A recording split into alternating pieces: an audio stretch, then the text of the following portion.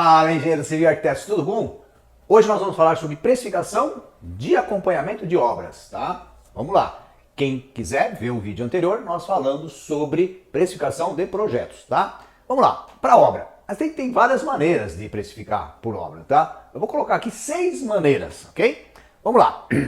Tem grandes empresas, tá, que não têm relação com construção. Por exemplo, aqui em Jaú, na minha cidade, nós temos fábricas de calçado, que muitas vezes ela está em pleno crescimento, fazendo mais indústria, espalhando lojas, né, por todo o Brasil. Aí ele contrata um engenheiro, né, como funcionário, um mensalista. Tá? Então a primeira forma de precificar é você ter, por exemplo, um salário, né, mensal, tá? Aí por volta, né, no caso de 8, 10 mil, 15 mil, 20 mil, isso dependendo, né, do grau de experiência que você já está, tá? E do que você vai fazer, ok? Então, primeiro é como um funcionário mensalista.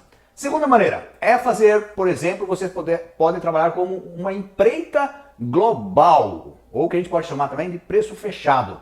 É simplesmente ter um cliente que quer fazer uma construção de uma casa, né? Ele já pode ter os projetos todos. Aí você vai fazer um orçamento, né? Um orçamento detalhado nesse caso, tá? A gente falou bastante sobre orçamento nos vídeos anteriores. Esse é o detalhado por quê? Porque você vai ter que ter uma precisão maior possível, tá? Para que você ponha um lucro e ainda, né, não corra o risco, né, de acabar com esse lucro, tá? Então se você faz um orçamento com poucos dados, né, sem detalhes, você de repente pode achar que vai ter um lucro e depois você pode não tê-lo.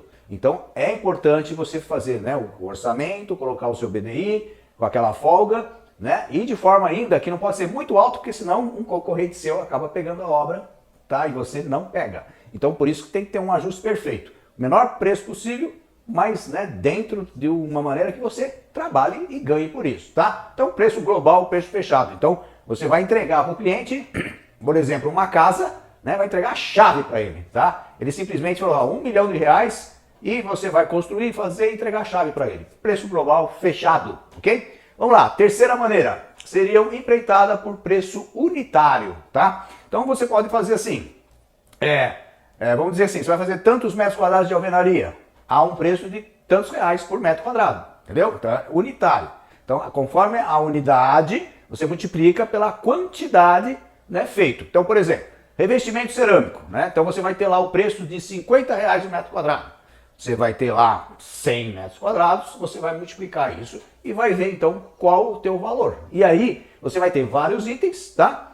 Nem sempre você vai fazer nessa situação a obra toda, você vai fazer alguns itens e todos os itens vão ter o seu preço unitário, ok? Essa foi a terceira maneira. Vamos para a quarta. Quarta maneira é a contratação por administração, tá? É quando você contrata no sentido que você vai tomar conta da obra, você vai contratar e vai fazer as compras, mas tudo em nome do proprietário, ok? E você vai receber, por exemplo, 10% por toda essa administração, tá? Então você vai comprar garantindo menor preço para o cliente, você vai contratar garantindo preço, custo, né? No caso custo, prazo e qualidade, né?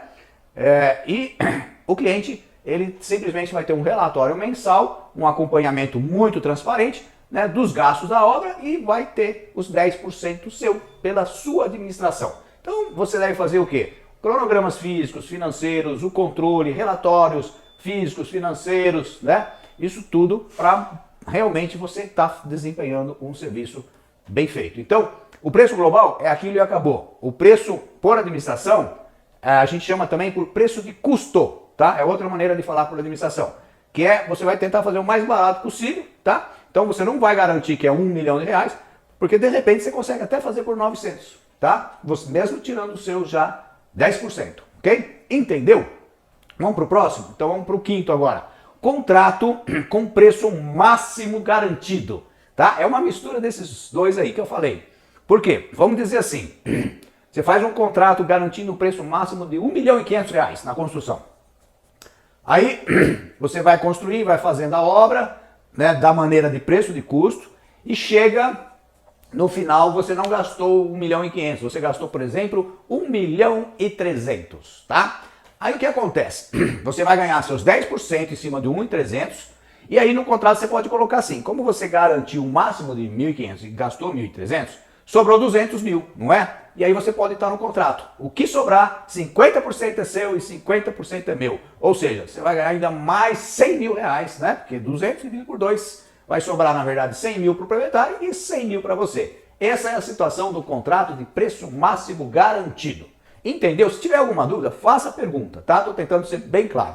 Tem também, o que a gente vai falar agora é a sexta maneira, que é o acompanhamento técnico puramente, que seria mais ou menos assim, apagar o fogo, né? O incêndio, né? Na obra, quando você vai lá visitar a obra para ver os problemas que estão ocorrendo, tá? É uma maneira muito ruim, mas tem gente que prefere, porque aí, de repente você vai ter um custo menor do engenheiro, mas vai gerar muito mais problemas, tá?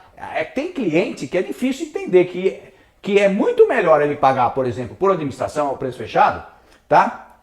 Do que, por exemplo, ele pagar só para ir socorrer os problemas. Tem gente que acha que pagando assim vai sair mais barato, mas sai muito mais caro, porque mesmo a garantia, né, da casa com qualidade, o proprietário não vai ter tanta. Ele vai ter muitas vezes custos muito maiores logo em seguida de ficar pronto, com as manutenções, né? Com trincas, fissuras, problemas elétricos, hidráulicos, né? Então, esse acompanhamento técnico muitas vezes pode ser feito, por exemplo, um salário mínimo para você visitar a obra uma vez por semana para ver se está tudo em ordem, ok? Ou também pode ser feito esse acompanhamento técnico por visita. Então, cada vez que você vai visitar a obra, vamos dizer que você tenha 500 reais por visita, né? São situações bem ruins, tá? Existe isso, por isso que eu estou colocando aqui. Mas eu não gosto, mesmo porque o engenheiro é responsável e se o cliente fala assim, eu não quero que você vá esse mês, porque ele não quer te pagar, a obra vai ter os seus problemas e você é o responsável técnico. Aí não vale a pena, realmente. Entendeu? Olha que interessante. 6 maneiras de você poder precificar uma obra. Então faça o seu comentário, se inscreva no nosso canal e compartilhe, é bastante importante para que mais pessoas conheçam e a gente forme um grupo bastante legal, ainda mais nesse ano, né, que a gente está iniciando. E até o próximo vídeo!